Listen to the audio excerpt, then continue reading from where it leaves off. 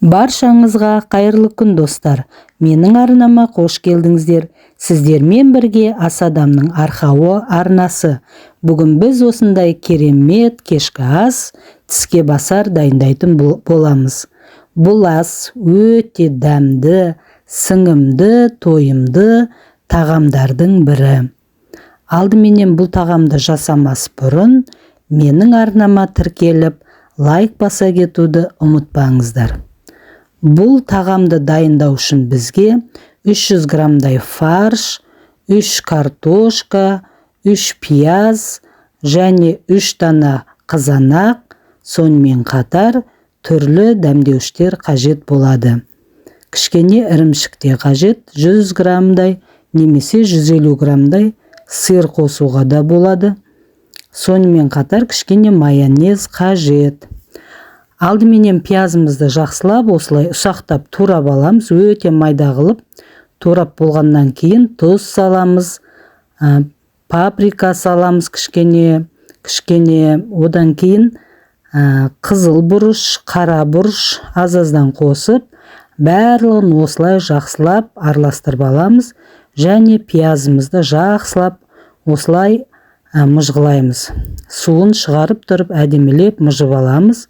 Одан кейін оның үстіне тартылған етімізді салып, тағы да араластырып, осылай жақсылап мұжғылап салмамызды дайындап аламыз. Егерде пиязын көп қосып, осылай тартылған етке көп мұжғылап, осылай дайындап қойсақ, тамақ пісірген кезде пияздың және еттің өзінің сөлі бөлініп, тамағымыз өте дәмді болып шығады. Енді картошкамызды дайындаймыз. Картошкамызды аса жұқа емес, аса қалың емес, осылайша орташа етіп турап шығамыз. Осылай жарты сақина қылып кессеңіз де, немесе дөңгелек қылып кессеңіз де болады. Ал қызанағымызды осындай дөңгелек тәріздес қылып осылай кесіп аламыз. Барлығын осылай дөңгелек қылып. Мінекей, мен қажетті заттардың бәрін кесіп, дайындап қойдым. Енді табамызды отқа қоямыз, май құямыз кішкене, және майымызды қыздырып аламыз. Енді осы қызып тұрған майдың үстіне картошкамызды саламыз. Бетіне тегістеп картошкамызды осылай барлық жеріне тегістеп қойып шығамыз. Оның үстіне тағы да кішкене дәмдеуіштерімізді себеміз, тұз, қара бұрыш, қызыл бұрыш кішкене сеуіп қоямыз.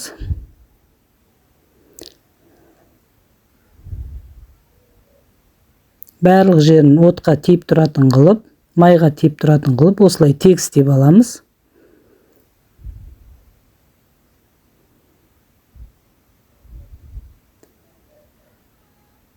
Енді осы картошканың бетіне қазір етімізді қойып шығамыз, тартылған етімізді. Жаңа пияз салып, араластырып қойып едік, қой салмасын дайындап. Енді картошканың бетін жауып тұратындай етіп, осылай жақсылап бетіне қойып шығамыз етімізді. Енді оның үстіне қызанағымызды қойып шығамыз. Бетін толық жауып тұратындай етіп, осылай қызанақтарымыздың барлығын табаның бетіне қойып шығамыз. Мінекей барлығын қойып шықтым. Кішкене су құйып жібереміз. Суды көп құюдың қажеті жоқ, азырақ құямыз. Пияздың да жаңа етіне пияз қостым ғой, оның да суы шығады. Кішкене суда осылай жай отта пісіреміз енді. Бетін қақпағын жауып қоямыз, 35-40 минуттай пісіреміз. Осы екі аралықта сырымызды, ірімшігімізді теркадан өткізіп аламыз. Мінекей үккішпен өткізіп алдым сырымды. Енді бұны кішкене тоңазытқышқа қоя тұрамыз, жұмсарып кетпес үшін. Мінекей, менің тамағым пісіп жатыр. Жай отта жай осылай қайнап жатыр. Тамағым пісуге аз ғана қалды.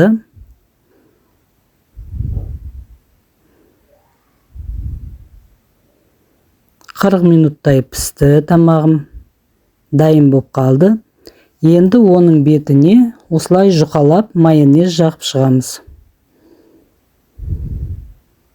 Майонезді осылай барлық жеріне тиіп тұратындай етіп жағып шығамыз. Майонездің бетіне ірімшігімізді себелейміз. Барлық жеріне толық себелеп шығамыз. Мінекей ірімшігімізді себелеп қойдық. Майонездің бетін бәрін жауып тұратындай етіп. Енді қақпағын жауып, 7-8 минутқа қойып қоямыз. Мінекей 7-8 минуттан кейін ашып көрдік. Міне біздің сырымыздың бәрі еріп, міне тамағымыздың бетін жауып тұр. Өте дәмді, күшті болып піскені көрініп тұр. Енді дастарханға алып бара берсек болады.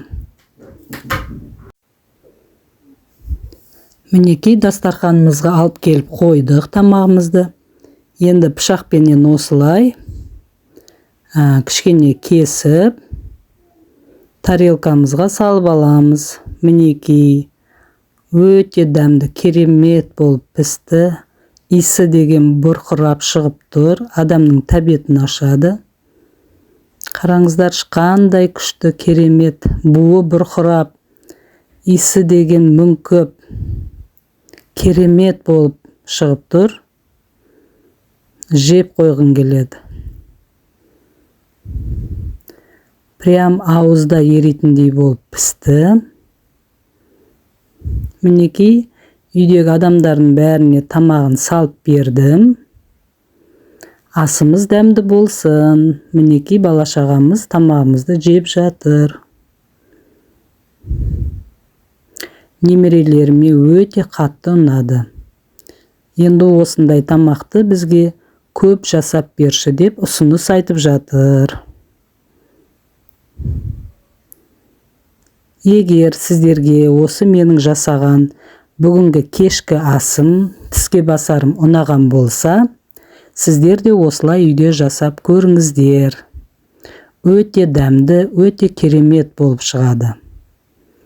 Назар қойып тыңдағандарыңызға үлкен рахмет, сау болыңыздар.